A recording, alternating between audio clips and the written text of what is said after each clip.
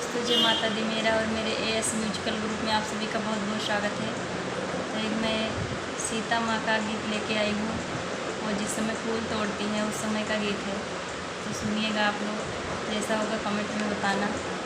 फूल तोड़ रही सिया फूलवरिया में, मिथिला नगरिया में ना।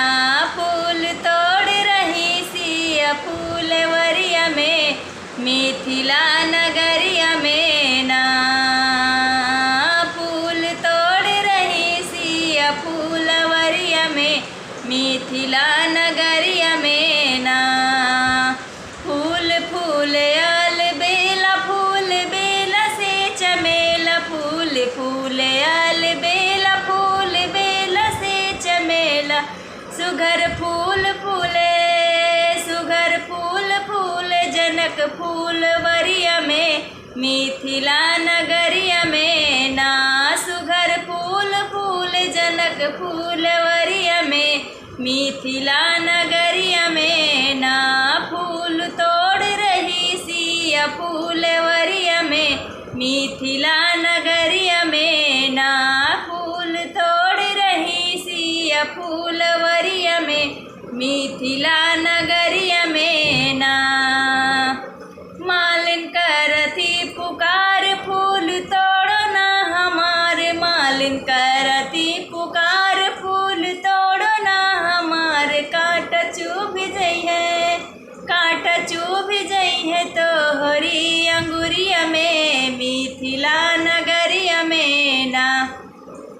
कांटा चुभ जई है तोहरी अंगुरिया में, मिथिला नगरिया में ना।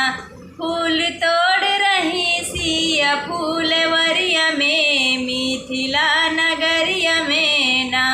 फूल तोड़ रही सिया फूलवरिया में, मिथिला नगरिया में ना। सिया स्वयंवर की खबर सुन के आए दो कुंवार। सिया स्वयंवर की खबर सुन के आए दो कुंवार। सांवर गोर बस हमारी नगरिया में, मिथिला नगरिया में ना।